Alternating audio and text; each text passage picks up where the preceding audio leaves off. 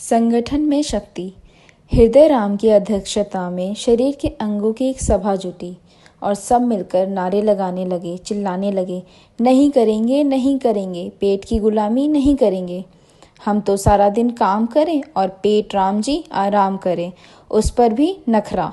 तभी हृदय राम चिल्लाया, खामोश हो जाइए, आप सब लोग ऐसे ही चिल्लाते रहेंगे तो कोई लाभ नहीं होगा, शांत हो जाइए। और सभी चुप हो गए। हृदय राम ने कहा, आप में से जिसको भी जो शिकायत है कृपया कर एक एक करके अपने मंच पे आकर अपनी बात कहें। सबसे पहले हाथ आगे बढ़े। हम हाथ हैं, हम सारा दिन मेहनत करते हैं, बोझ उठाते हैं, मकान बनाते हैं और पत्थर तोड़ते हैं। यही नहीं, हमें सुंदर बाग बगीचे लगाकर सारा वातावरण शुद्ध रखते हैं। अरे नालियाँ तक तो हम ही खोदते हैं। और यह पेट, यह सिर्फ आराम करता है, सिर्फ आराम। पैरों ने बात सुनी तो ना रह सके। वाह भाई वाह, ये भी खूब रही। हमें तो हैं जो तुम्हें एक जगह से दूसरी जगह लेके जाते हैं। हम पैर हैं भाई, तुम हाथ। हाथ और पैर का तो जन्म जन्म का नाता है। उसके बाद आंखें बोली, क्या अपने मुँह मिट्ठू बन रहे हो दोनों? हम आंखें अगर तुम्हें सही रास्ता ना दिखाएं तो तुम ठोकर खाकर गिर पड़ोगे। इन ऊबड़ खाबड़ रास्तों पर सब हड्डी पसली बराबर हो जाएगी। हमें ही तो तुम पीछे छोड़ाए। एक साथ दोनों बोल पड़े, नहीं नहीं आँखों, तुम तो हमारी सबसे प्यारी बहनें हो, तुम्हें भला हम कैसे भूल सकते हैं। अब दिमाग आगे आया। भाइयों, देखा आपने, समझते हैं मेरे बिना इनका बेड़ा पार हो जाएगा। अरे मैं ही तो हूँ असली चीज, यानी दिमाग। सोच समझकर, सही समझ पर सही काम करने की सलाह ही तो मैं ही देता हूँ। अब हृदय क्यों पीछे रहता? लीजिए, इनसे मिलिए। ये ना होंगे तो कुछ ना होगा। क्या गलत फहमी है इन्हें? जानते नहीं, अगर मैं चलना बंद कर दूं तो क्या हो, सब कुछ ढेर हो जाए पल भर में। दांतों ने बत्ती सी दिखाई। ही ही। अरे हम खाना चबा चबा कर ना खाएं तो पत्थर के माफिक धरा रह जाए पेट में, उसी सभी के बोझ तले तुम्हारी छुट्टी हो जाए कि ना। बेवकूफ़ों वाली बात। अरे हम यहाँ पेट के खिलाफ आवाज़ उठाने आए थे और आपस में ही लड़ने लगे। देखो तो कान कैसे कान लगाकर सुन रहा है, शायद कुछ कहना चाहता है ये भी। अध्यक्ष हृदय राम ने कहा, आइए यहाँ आकर कहिए अपनी बात। कान ने मंच पर आकर कहा, मैं तो सारे जहान में होने वाली खबरें सुनकर आता हूँ, वरना तुम भला क्या जानो कि आगे कहाँ कब क्या हो रहा है, क्या होगा।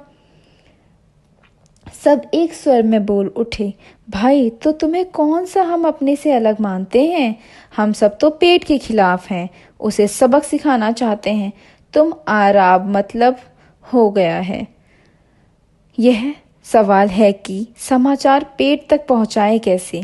कान बोला, अरे ये कौन सा मुश्किल काम है, मैंने तो कुछ भी सुना है वह सभी जाकर जीभ से कह देता हूँ।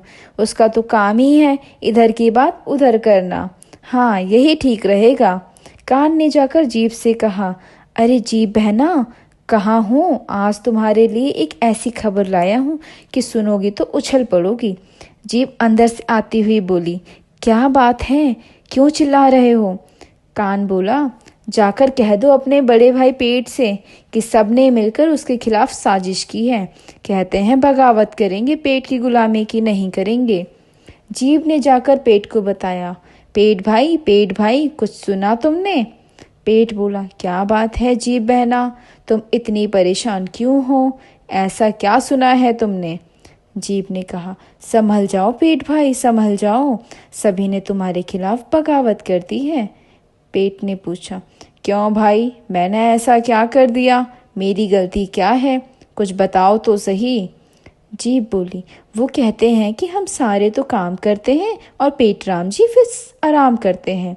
यही नहीं, उनका कहना है कि ऊपर से हुक्म भी चलाते हैं, ये लाओ वो लाओ, अब लाओ तब लाओ। और पेट गुस्से से बोला, अच्छा ऐसा क्या कहा उन्होंने, मैं सारे दिन आराम करता हूँ? वो शायद ये नहीं जानते कि मैं ही तो हूँ जो दिन रात काम करता हूँ। रात को जब सब सो जाते हैं, मैं उस वक्त भी काम में लगा रहता हूँ। ठीक है, देख लूँगा उन सबको। सब हंस हंस कर गपशप कर रहे थे कि जीभ आ पहुंची। सब एक साथ बोल उठे, क्या हुआ, पहुंचा दिया संदेश? जीभ ने कहा, हाँ भाई, वही तो आ रही हूँ, पेट को तो सब बात बता आई हूँ। अच्छा, तो क्या कहा फिर उसने? क्या कहा, बताओ ज़रा। कहता है कि देख लूँगा, पर तुम डरना नहीं, वह अकेला और तुम इतने सारे हो। शाम हुई। जब 8 बज गए तो पेट ने आवाज़ लगाई, क्यों भाई, 8 बजने को आए हैं, आज खाना नहीं बनेगा? मेरी तो भूख के मारे जान निकली जा रही है। सब ने एक साथ कहा, हम सब तो बीमार हैं, हो सके तो तुम बना लो और हमें भी खिला देना। पेट ने पूछा, आखिर तुम सबको क्या हुआ है? ये पट्टी, काला चश्मा, बात क्या है? कुछ तो बोलो। हाथ ने कहा, मुझे तो बहुत दर्द हो रहा है, उंगलियां चलती ही नहीं। पैर बोला, मैं फिसल गया था, इससे चल फिर नहीं सकता, कूल्हे की हड्डी में चोट आ गई है। आंखें बोली, धुआं लगने से बहुत आंखें दर्द होती हैं, डॉक्टर ने कहा है काला चश्मा ना उतारना, नहीं तो रोशनी जाती रहेगी। दांत कटकटाए, देखिए ना, मरे दालों में इतने पत्थर मिला देते हैं कि सुबह से दर्द है, कुछ दवा हो तो। पेट भाई, पेट अब दिमाग और हृदय की ओर मुड़कर बोला, तुम दोनों तो ठीक हो या तुम्हें भी कोई शिकायत है? हृदय राम ने मरे स्वर में बताया, सुबह से बड़ी कमजोरी लग रही है। दिमाग धीरे से बोला, क्या बताऊं, कब से इन्हें समझा रहा हूं, पर कोई नहीं समझता। अब तो मेरी भी सोचने की शक्ति जैसे समाप्त हो चली है। बहुत परेशान हूँ, कुछ समझ में ही नहीं आता, क्या करूं? पेट ने कान से पूछा, कुछ सुना तुमने? तुम्हें भी कुछ कहना है? कान ने धीरे से गर्दन हिलाई और रुई निकाल ली। पेट गुस्से से बोला, ठीक है, तुम सब बीमार होकर जाओ, आराम करो, मैं भी आराम करने चलता हूँ। 1-2 दिन अगर नहीं खाएंगे तो कौन सा पहाड़ टूट पड़ेगा। आराम बड़ी चीज़ है, मुंह ढक के सोइए। पेट के जाते ही सब गप करने लगे। जीभ बोली, अच्छा किया, अब पता चलेगा आराम क्या होता है। अपनी जीभ पर सब खुश थे। सुबह का जो कुछ बचा था सब चट कर गए। बनाते तो पेट को खबर हो जाती, पर ये क्या, कुछ ही मिनटों में जी खराब होने लगा। पहले भी बासी खाया, पर कभी ऐसा नहीं हुआ। हाथ पांव ढीले, उल्टी आंखें अलसाई सी, दिमाग अजीब परेशान, जी घबराने लगा। क्या करें, शरीर तो बेहाल हो गया। आखिर में सबने फैसला किया कि चलो पेट के पास ही चला जाए, शायद वह कोई इलाज बताए। आखिर हम सबसे बड़ा भी तो है। सब मिलकर फिर पेट के पास गए। जीभ ने पुकारा, पेट भाई, पेट भाई। पेट बोला, कौन है, आराम करने दो।